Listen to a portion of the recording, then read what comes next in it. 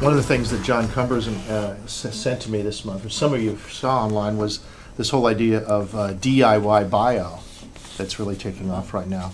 There's some interesting articles on that where it's basically shows you how much science can be about duct tape and a few screws. And you can do it at home and create some amazing things. Extract DNA, do genetic fingerprinting, using common household items in the kitchen sink. So what they're defining it now, they're calling people who do this, I'm not sure I agree with this term, they're calling them biohackers. Yeah. Right? And they say that this follows the enormous enthusiasm that us Americans have for the invention. And that and then you go out there, you're an inventor, you build stuff, and then our parents did computer programming or wrote viruses. Then our older brothers did something even more thrilling, and the latest thrilling thing is to do experiments with living things. And so that's what DIY bio is about. And this is bringing up a lot of issues, of course, because there's the safety issues involved. What is the Hollywood people are going crazy with this. What happens if people make nasty viruses or polio viruses? The imagination runs rampant with what's possible, what you can do in the garage with DIY bio. So this article alone had like 300 comments on it. Do you know if they can do PCR in the kitchen? PCR? The polymerase chain reaction, the way of sort of reproducing, making many copies of DNA. Oh, that would be really interesting. Because I think it's fairly simple, right? You just heat it up, you cycle it a little bit. Yeah. In principle, it shouldn't be that hard. Yeah. It's... If you have the right stuff. There are companies. I think the biggest thing is a biological parts book that biotech companies have been using.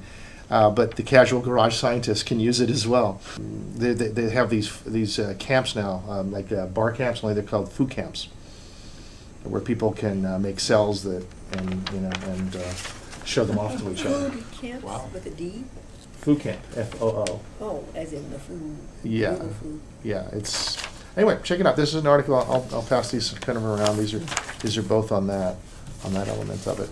And along those same lines, there was an article in Wired Science this month on how biologists are on the verge of creating a new life form. It's not as Frankensteinian as it sounds, but it's built from fatty molecules that according to this, trap bits of nucleic acids that contain source code for replication. Combined with a process that harnesses external energy from the sun or chemical reactions, they could form a self-replicating, evolving system that satisfies the conditions of life, that isn't life like we know it, but might somehow represent life or begin some kind of new life. And they have movies of this online as well. Under the proper conditions of concentration and pH, fatty acid micelles may join together to form a vesicle. Individual micelles first join to create a large, sheet-like bilayer. Random fluctuations of the fatty acid bilayer lead to the formation of a cup-like shape.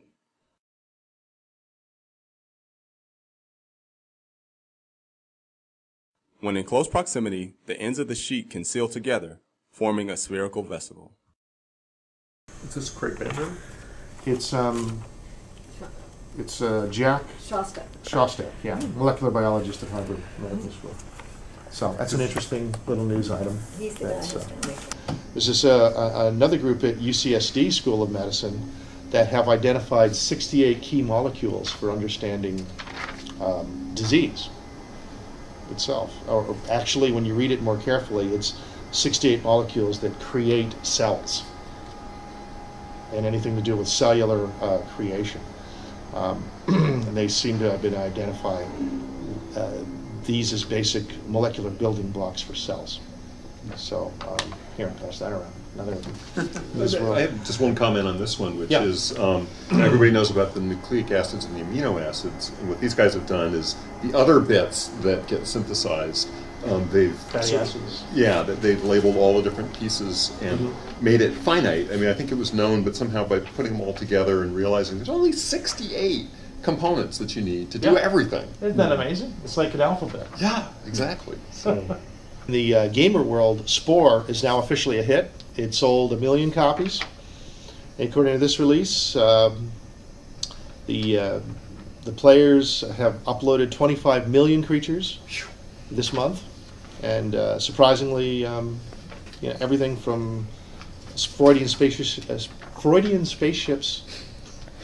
which I've not seen, to Sporepedia. So these are all part of the game's online content repository. They say Wheelwright's latest delivers an incredibly diverse game that appeals to casual gamers and the core alike, says the president of VA, Frank Gibero. We're off to a great start moving the holiday season. So this is actually on the heels of some really dark stuff about Spore. They've used some really gruesome DRM for protecting Spore from being copied. And it got so bad that Amazon.com deleted 3,000 readers' comments about Spore, because people were just bitching about their protection, their copy protection. Apparently, you could only install a game 3 times on a single machine before it stopped working. So, despite it being a hit, that's been an issue. And the other thing is that apparently it's really slowed down in the number of sales, and it needs to sell 5 million before it breaks even. So 1 million sounds good, but it might be just a little publicity there. About the Spore, does anyone play with it? Spore? Yeah. I downloaded the Creature Creator and I played with it.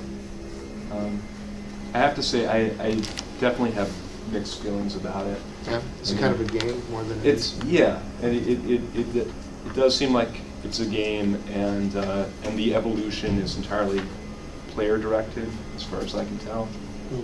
So so as far as the kind of artificial life that I'm interested, that's evolving using natural selection and so on, it seems to be less in that direction, more fantastical player. kind of play. Yeah. Play. In that sense, kind of reinforcing sort of creationist thinking. Is there any hope of using creatures from Spore in a e-life simulation? Is it in a standard format? That's a good question. I mean, I suppose you could have some kind of evolvable controller hooked up to Spore making creatures. So do the creatures in Spore interact with each other? I mean, is there some kind of online virtual world that they're all going into, or is it just something you do in your own computer? They do interact with each other, and they can fight and breed and whatnot, but I think a lot of it is directed by the player. Well, they have a free download, right? You can try it out. I mean, years ago, Manfred Eigen had a whole model of hypercycles where you have just very simple chemicals that catalyze reactions amongst each other, and that you have evolution going on there, and that those cycles eventually led to developing the more complex mechanisms that we have today. Sounds like it's in that same line. And Karen Smith came up with that idea of evolution preceding life. I mean, I think he's right. Okay. But he was really looking at clay. He was looking at templating layer upon layer of clay, and natural selection is occurring. So when we're talking about evolution, we're talking about the natural selection aspect of it. The clay needed to maintain a certain level of porosity, for example, to be able to reproduce effectively, crystallize effectively. And the clays that were more able to maintain that level of porosity obviously won out. Okay. And so there's that kind of natural, a very simple level. You guys know Gerald de Jong at all? Yeah. Yeah. Okay. Yeah, he used to hang out with the Bruce and I at the Digibar and like that. An interesting guy. And he started a great thumb in Europe, and he's been doing sessions at The Hague there. And one of the groups that he found most interesting is a group called Imagination Engines Incorporated. And now this is a group that they claim to be a radically new form of neural network-based artificial intelligence that, according to them, builds itself and then enters into an intellectual bootstrapping process where it learns from its own mistakes and successes to create useful ideas and strategies. So not only is it capable of autonomously inventing and discovering new products, services, and procedures, it is also comes up with its new transhuman level of intelligence, which, yeah, it really has everyone scratching their heads what they mean by that. But this, apparently, the idea of self-learning neural networks and that recognizing patterns and reconstructs memories has been around since 1975. Mm-hmm. And this is the latest in that way of thinking, building synthetic brains. The only problem that with this, from what I can see, is that it's a closed black box. They're not telling you exactly how it works, but they want to show you how well it works. And so it's a self-training artificial neural network that is still a secret as to how it does its thing. So anyway, he gave a very interesting presentation according to Gerald, and that's a little bit about that project. They've recently discovered the oldest section of rock that I think in Canada that I think is something like 250 million years older than any previous. You like the Burgess Shale? Yeah, well, this is something like 4.3 billion years old. It's right at the beginning of life. This they don't know. This is this is after what they consider to be the impact that created the moon, and before the what do they call that? When we were under a heavy impact from comets and asteroids and other debris, the Earth. So it was like that period of time that they estimate is between those two, that the surface had cooled after the impact with the moon, and it had solidified into rock. And yeah, this section, and it's not, previously when they found this really ancient rock, it would just be like a single rock, and this is like a whole bed of this really ancient rock they found. I think it'd be very cool if they were able to find anything that would be would signify life. Maybe it was even a earlier form of origin of life that was destroyed later in the impacts, and then another genesis happened. So I don't know. That'd be very interesting. I'm not expecting that they will, but that would be very cool if they did. It sounds like there's less stable time. Yeah, and we don't know exactly how unstable it was. I mean, if you look at all the impacts on the moon, the heavy bombardment period, was a lot. But well, one of the things they're trying to identify is to bridge the gap between non-living and living systems. That's kind of like that time. Sounds like it's right at that edge. Yeah, I don't know. And then what are the actual? Interesting if they find anything on that. What's the actual soup that existed at that edge? It's about the right timing. I mean, I've heard 4.2 billion years for life. Well, I think that. Well, I'd have to look to see what the actual number is, but it was by far the oldest that they've discovered so far. Yeah. Assuming that they're correct about it, it might be very early on in the research, and it might end up getting falsified. Remember the name of that?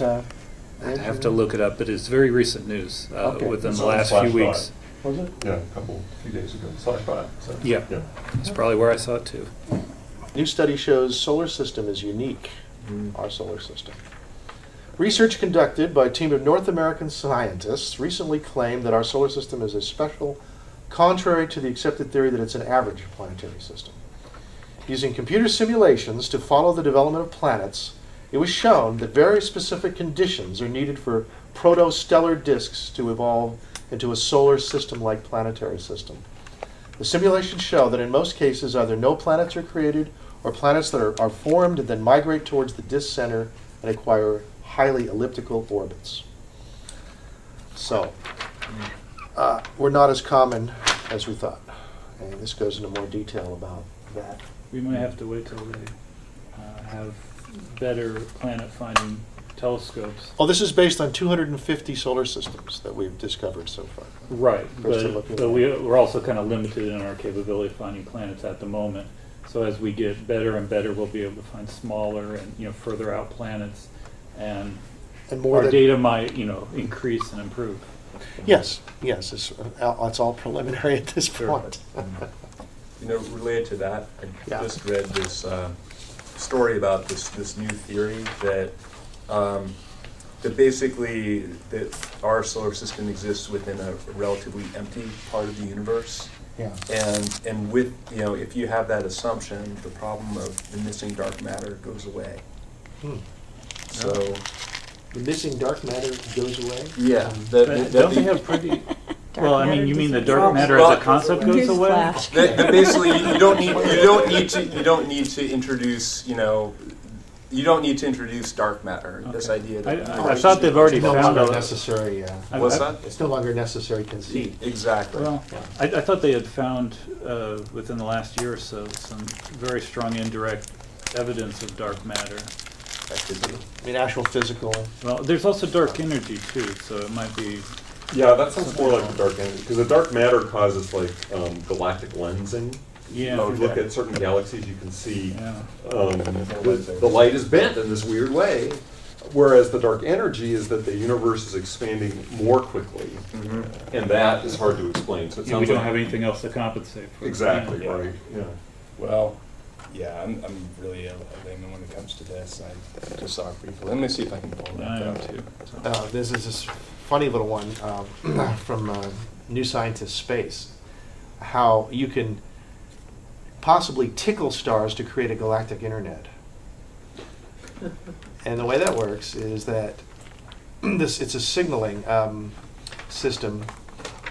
A guy named John Learned at the University of Hawaii have focused their attention on stars in the galaxy that have very bright regularly in brightness. Their brightness changes quite regularly. And they're called Cepheid variables. And they're so luminous that they can be seen up to 60 million light years away. Now, there are conjectures that if you jolt the star with a kick of energy, possibly by shooting it with a beam of high energy particles like neutrinos, you could advance the pulsation by causing its core to heat up. And this could shorten its brightness cycle. Just like you can stimulate the human heart with an electrical stimulus at the right moment and cause a change in the heartbeat. And so the normal and shortened cycles could be used to encode binary zeros and ones. So the team says, University of Hawaii, that this could be, says information could then be shuttled around our galaxy's network of 500 or so Cepheids, the changeable stars. And they could go out as far as the Virgo cluster of galaxies. Now, quote, the beauty of this idea is that we have over a century of data on the Cepheid variability. So it's necessary only to look at the data to see if there's maybe some other intelligence has played with this. Okay, so it could be there waiting for us. Right. So Seth Shustak over at SETI here in Mountain View was interviewed, and he thinks it's a nice suggestion. But, quote, I'm inclined to think that positing the Cepheid scheme is like someone in Marconi's time predicting future radio broadcasters would use giant spark gap transmitters to reach audiences in large cities. Better technology means higher efficiency, so using an entire star as the carrier is probably unlikely. But I had met and talked with Seth Shostak at the SETI Institute a couple weekends ago when they were doing an ice cream social with the SETI team members. Oh. And he was talking about Spore because SETI has actually teamed up. They were a partner for Wheelwright's Spore, and they had their own Spore team and everything among the SETI scientists. And he said he was a little unsatisfied with the fact that it didn't really show evolution. It was more of a multi-intelligent design type system, and that I talked to him a little bit about Gray Thumb and about artificial life, through software simulation, and he seemed very interested in it. And I'll provide him with more information about our group. That I think that it would be really interesting if we could talk to some of the people at SETI. Yeah, and postpone it then. Well, I mean, a lot of them are astrobiologists doing research, on origins of life and evolution and extremophiles. Absolutely. And then we might be able to do real scientific research with them, or look towards doing education, kids or adults or whatever, providing, working with them for like SETI software for showing artificial life. Remember the Hadron Collider news this month? Well, the Physics Archive had a blog that said, forget black holes, could the LHC trigger a Bose supernova? A bossa nova, wasn't it? Bossa, B-O-S-E. I think of speakers when I see Bose. Bossa nova, yeah, Bossa supernova. The fellows at CERN have gone to great lengths to reassure us all that they won't destroy the planet. Who says physicists aren't cold-hearted? The worry was that the collision of particles at the LHC's high energies could create a black hole that would swallow the planet. We appear to be safe on that score, but it turns out that there's another way in which some people think the LHC could cause a major explosion. The worry this time is about the Bose or Einstein condensates, lumps of matter so cold that their constituents occupy the lowest possible quantum state. Physicists have been fiddling with BEC since the early 1990s and have become quite good at manipulating them with magnetic fields. One thing they've found is that it's possible to switch the force between atoms in certain kinds of BECs from positive to negative and back using a magnetic field, a phenomenon known as a Feshbach resonance. But get this, in 2001, Elizabeth Donnelly and buddies at Gila in Boulder, Colorado, caused a BEC to explode by switching the forces.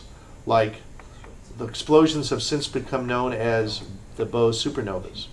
No one's exactly sure how these explosions proceed, which is a tad worrying for the following reasons. Some clever clogs have pointed out that superfluid helium is a BEC and that the LHC is swimming in 700,000 liters of this stuff. Not only that, but the entire thing is bathed in some of the most powerful magnetic fields on the planet. So, is the LHC a time bomb waiting to go off?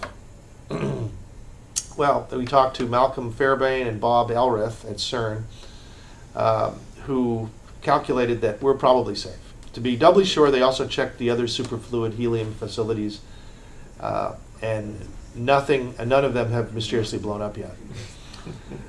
We conclude that there's no physics that suggests that helium could undergo any kind of unforeseen catastrophic explosion, they say. So that's comforting. Impressive. They need to do this one in Mythbusters. Yeah. Well, I'm meeting those guys next week. Are you? Yeah, I'm supposed to go over there. Just getting a Bose condensate and then blowing it up in the desert. Yeah, right. See if they can put a big magnetic field through that, see if they can blow it up. I hope so. I hope. Put the dummy in there somewhere. I hope it doesn't, I hope the news would come on. Earth cracks in half, details at 11.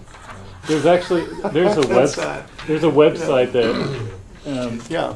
claims to be the live webcam at the LHC, and you see inside the control room, and then you see the outside looking at the parking lot around it. Then all of a sudden a bunch of warning lights come on, and then all of a sudden this black circle just expands and everything gets sucked into it. Yes, I've seen that. And then the camera just turns black at the end. There's a YouTube video that shows the whole planet getting swallowed.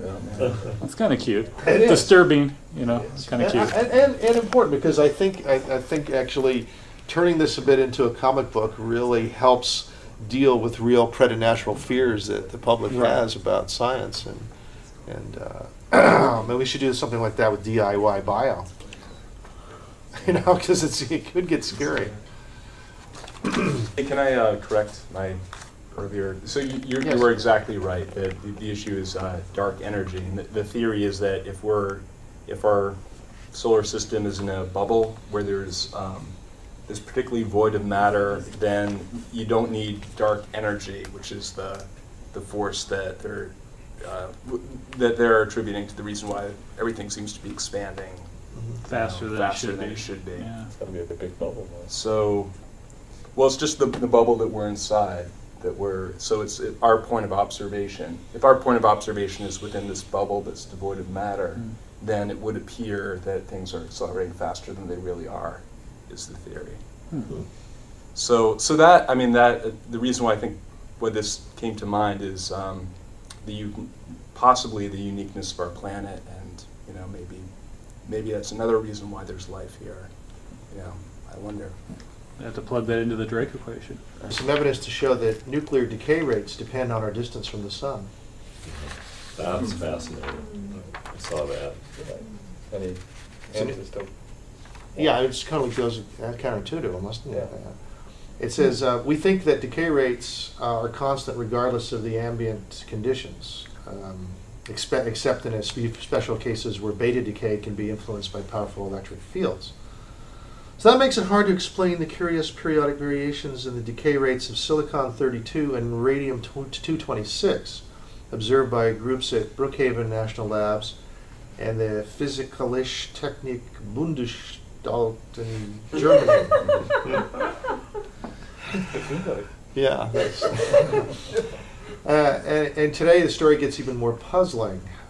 Jared Jenkins and his pals at Purdue University in Indiana have reanalyzed the raw data from these experiments of the 80s when they first noticed this, and say that the modulations are synchronized with each other and with the Earth's distance from the Sun.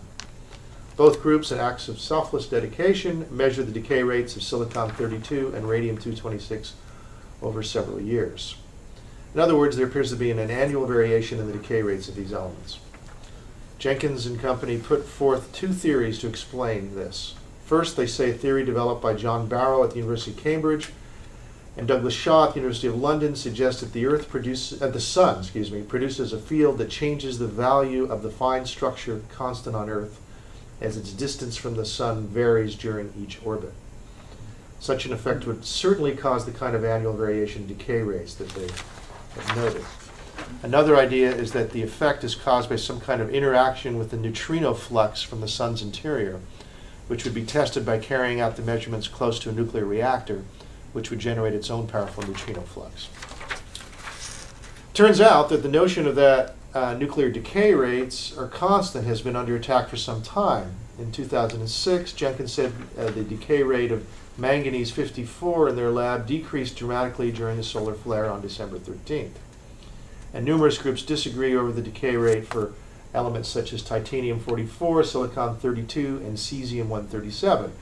Perhaps they took their data at different times of the year. I think that's a great, everybody thinks, oh yeah, the physics as we know it today is the right thing. And this kind of stuff sort of is a wake-up call. Yeah, not what you think, yeah. So that would be an effect if you're looking at minerals on other bodies in the solar system, for example, that have a different distance from the Sun. Yes, it would affect all that, right? It might even affect nuclear-powered stuff on your spaceship. I wonder if it could affect the carbon dating results. It might, but with carbon dating, they usually have several different lines of data, I understand. So they're not just basing it on one single thing. Now, it might affect all of them. I don't know. But how many might think they're generating less heat than is expected? Nothing too noticeable anyway. Yeah. What are you talking about? RTGs. Right, like on Cassini? Yes. Yeah. Okay. Latest Scientific American, and there's an interesting little news blip on viruses, on the life status of viruses. Kind of an update on that. Researchers at the University of the Mediterranean in Marseille, France, and their colleagues have discovered that viruses can fall ill through infection by other viruses. Take that. What's that?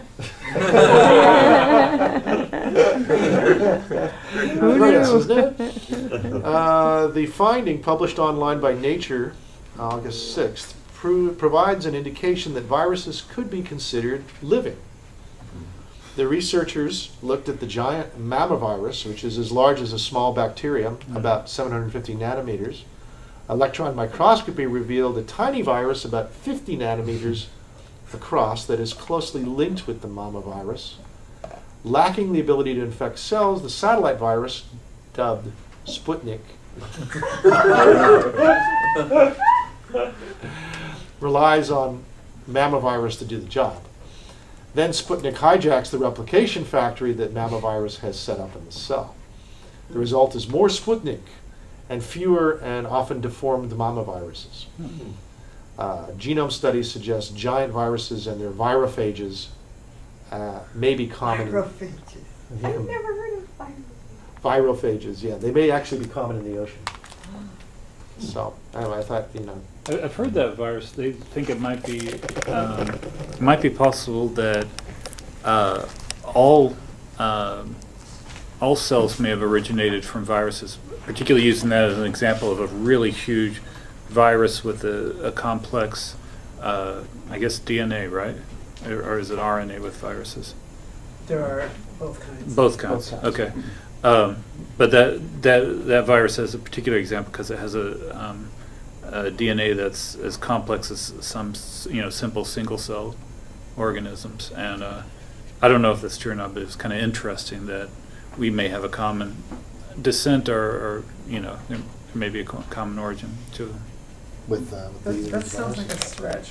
What's the basis for saying that? I'd have to look it I up never heard and of send this you the article. virus, but Yeah, But viruses can't reproduce on their own, can they? not the way I understand them. No. and the idea is that they basically follow along with single-celled organisms and basically specialize with them, right? Well, not just single-celled organisms. I mean, there are viruses that affect people, of course. There might have been some. We have a lot of single-cell. I think that was in a Discover magazine article, and I could see if I could dig it up and send it to you if you'd like. One theory I've heard for the origin of viruses is that they used to be our genes, and then they broke off from the DNA and they became sort of independent, and they could be transferred even between species sometimes. And I thought artificial life had something to say about viruses possibly being degenerate, as opposed to the first thing. It just got simpler and simpler and simpler, the same way code can, Sure. get simpler and simpler and simpler. Yeah. That could well be. I've never actually heard of a theory that they could be the first thing. Okay. Well, I'll see if I can find that for They're you. often talked about as being so much simpler than the simplest cells, but it's not in I a way believe this that's was just I believe this somehow was a more couple years primitive ago, and so simpler and it could be that it was some, some crazy theory that the editors thought that it was actually a decent one and ended up not catching on. Or it might have been something that's been debunked since then. I don't know. They would have needed cells to do their thing. Yeah, They couldn't have viruses been cannot preceded live cells. cannot exist Without without living cells around.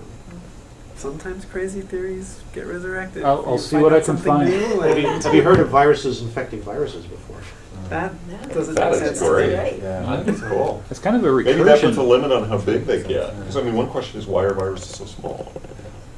Reminds me of that poem, little fleas have little fleas upon their backs to bite them, and little fleas have little fleas, and so on, ad infinitum. Yeah. Or something like that. Ogden Nash.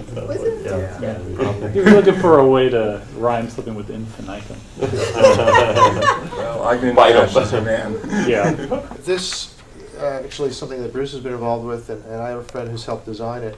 There's a new tool down at the University of California, San Diego, called the Star Cave, and it's the latest virtual reality cave environment. And what's nice is that it's only about $1 million. They used to be much more expensive, and you can replicate CGI versions of nanoparticles to the whole galaxy, and they are doing just that. They're getting all the different departments of the university involved with using the Star Cave, from biomedicine, neuroscience, archaeology, earth science, art history. Supports like 4K resolution, which is very high resolution. It's like movies, 35mm film quality. And they use 3D polarizing glasses. You can look at a strand of DNA in front of you, behind you, around you. You can immerse yourself in DNA world if you want.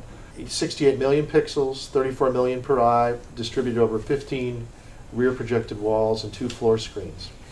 Each side of the pentagon-shaped room has 3 stacked screens, with the bottom and top screen tilted inwards about 15 degrees to increase the feeling of immersion and reducing ghosting. So the closest we have to holodeck tech. And it's running Linux.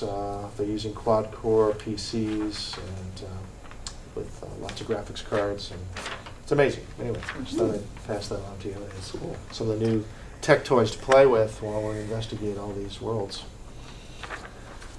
This piece looks at some new evidence that shows you how a star and a distant solar system could have thrown us building blocks of matter.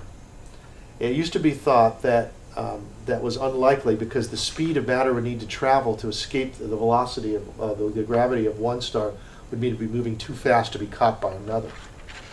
So Edward Bell Bruno and his colleagues at Princeton have shown that planetary systems that are in young, densely packed star clusters could throw out rocks at a slower pace.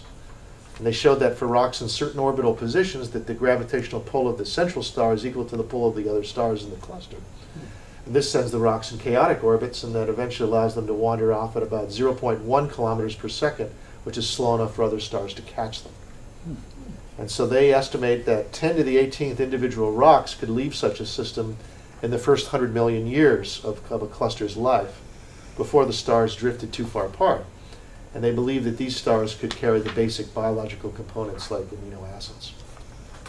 So, another possibility for life. And this one I'm not going to get too deeply into, but this is another neural network that people are applying to robots, neural control structures in robots. And this was also presented at Grey Thumb Europe just this month. There's a new method of forensic DNA analysis that has created a whole major headache for scientists investigating the genetic roots of common disease. As David Craig at the Translational Genomics Research in Phoenix has designed a statistical method that allows the identification of DNA profiles from a mixture of DNA of more than 1,000 people. Now the danger of this is that the method allows violations of privacy of volunteers in genetic studies.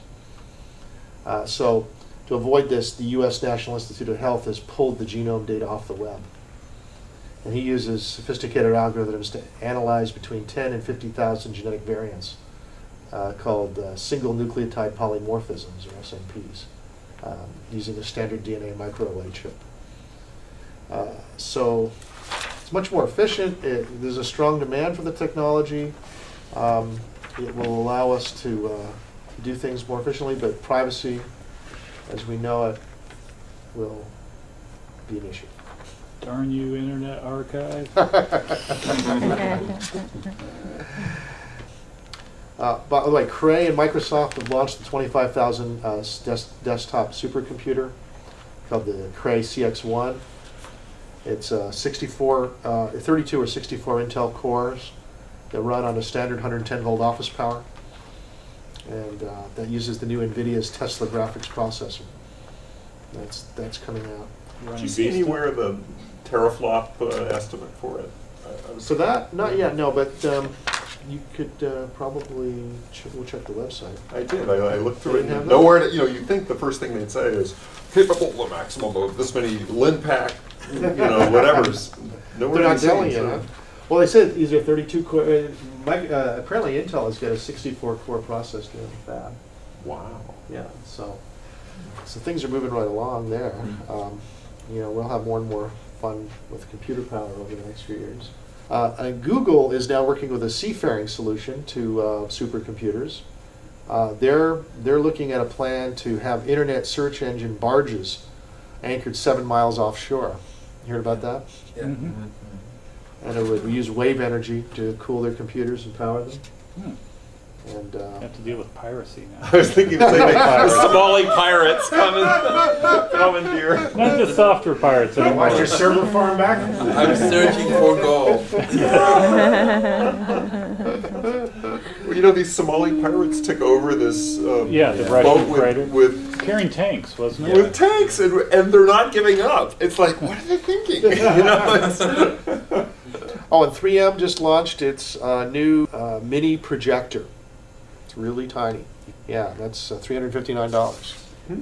Yeah, that could be impressive. Today they had an article about a South American predatory dinosaur, probably similar to an Allosaurus inside, but they found that internally it had a lung air breathing system very similar to modern birds that they hadn't seen in any other dinosaur before.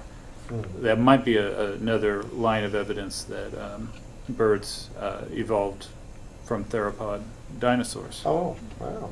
They think that it helped it actually run faster and be more active as it allowed it to pump air in and out of its lungs easier.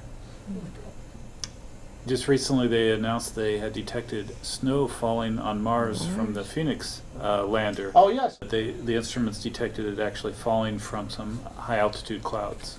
And I believe it's water ice. Well, it's within an area that in the northern polar winter that carbon the carbon dioxide dioxide show? ice cap basically covers this area. So it'd be very cool if we could see the buildup of a layer of carbon dioxide around it. Yeah, yeah. And I wonder how the terrain will change. There's a very interesting piece that just has collected all the data on one page of what we know about the black hole in the center of our galaxy. And I thought I'd pass that around so you can check that out. Didn't they recently discover that it was from a single entity, not from like a cloud of high mass entities? They weren't sure originally if it was a single black hole. Well, they said the first evidence came out in the 50s when the first radio telescope spotted a mysterious source of radio waves from the center of the galaxy in the constellation of Sagittarius. And the source was called Sagittarius A. And then in the 70s, better observations led to estimations that the source was small, less than the size of our solar system. And then towards the end of the 70s, the movement of gas clouds near Sagittarius A indicated that it must be circling as a compact mass several million miles greater than the Sun, million times greater than the Sun. Then various stars are observed circling that mass, and the most recent being a star called S2, which orbits Sagittarius A every 15.8 years, which implies that Sagittarius A is a point mass some 6 million times the Sun's mass. And then astronomers proved that the radio source and the gravitational mass were centered at the same point. And then other evidence of a weak infrared source at the same point was also turned up. And the clincher was that Sagittarius A is motionless relative to the rest of the Milky Way. So in other words, we revolve around it. And that's kind of overwhelming evidence. It's hard to think anything else that such a dim optical signature with such high density could be anything else but a black hole. So we've got a supermassive black hole on our doorstep, and it'll take a lot of contradictory evidence to change anybody's mind about that.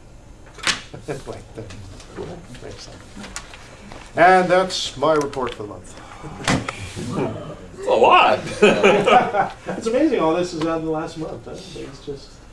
Did you mention the Falcon 1 made orbit? Oh no! And you see, that's exciting too. Yeah, Yeah. Falcon 1 got up in the orbit just a few days ago. What It's is a it? private spacecraft. Oh, yeah. Yeah, this is Yeah. SpaceX's. They lost 3 rockets. They had to destroy them in flight previous to this due to problems. And 4th one they made it to orbit. Yeah, that's really cool. Yeah, and it didn't have any. It wasn't doing anything with any government entity. It was all private. And I think this is the first time, at least an American company has done something, put something into orbit totally privately. Yeah. I think it was just like a dummy, stage they put into orbit. Elon Musk. He's also behind the Tesla Motors company. Yeah, I think he is one. And of he the was in investors PayPal. In PayPal, yeah. He's an investor. Elon Elon Musk. Yeah. He's from the space. Is he the one who put that thing in the There is Falcon? another American. Yeah. Wouldn't it be better for all of us if we have links right there? Yeah, I to could put the- everything? Exactly, just, Yeah. put all the links there and it's kind of, for Yeah, I'd be everyone. happy to do that. And we don't Okay. have to, Okay. jolt it. Yeah. Do you enjoy me doing a little news segment here? Yeah. Fabulous. That's Well, great. it's such a contribution. And if Okay. you put it there, it'll be a contribution to the world. Okay. So we have a new Okay. tradition? All right. Well, I'll Yeah, do so that. kind then. of our monthly Yeah, give me the archive date. or whatever, Yeah. you can update it, real time. Okay, that'll be fun. Al It'll be like- Lundell says. Yeah, well, this is my collection of the news for the month here. Yeah. Yeah. A really nice video of the Jules Verne spacecraft deorbiting and burning up in the atmosphere. The Jules Verne spacecraft. Yeah, this is the ESA's supply ship that they've created to send to the International Space Station. Uh-huh. They basically dock it with fresh supplies and they put their trash in it and then send it back down and it breaks up in the atmosphere. Wow. And I think this was the first time that they had they've sent it back down to break up in the atmosphere. But it's just this beautiful video on the ESA's website. Virus and the Oh. Sputnik. So they call it Mimi virus here, so I don't know. Just from the abstract, I don't see anything about how this means viruses are alive. I'll look up the paper later. Maybe we'll talk about it next month. But Why would Scientific American say that then? well, they don't really say where they got that from. That's not a really Huh. useful article in that way, because there's not like it doesn't even name who said it. But I'll read the original research article that they were talking about and see. See if Yeah, there's so anything to December it. See what it is, 2004, yeah. our virus is alive. Yeah. No, that's That's the No. that's the Well, science. they're citing a previous article of their own from 4 years ago just to give background on the question, are viruses alive? But then the new stuff, the stuff in the article they cite is not the stuff they're talking about there. Right. So, yeah. Didn't the Buddha We'll say see. that life is suffering? So maybe that's it. And viruses are suffering. Therefore, viruses are alive. If they're suffering, they must be alive. They suffer. That's for me.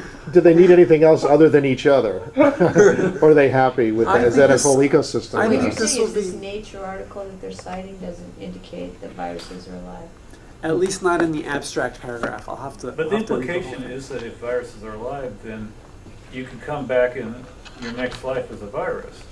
But if you're not alive, you couldn't. Or is this? Yeah, well. Only it if you've been depends. very bad in this life. Yeah, very. Very naughty. Back to virus. There was some joke is like, what happens, if you're really, really good? You get to come back as money. George Washington did it. Yeah.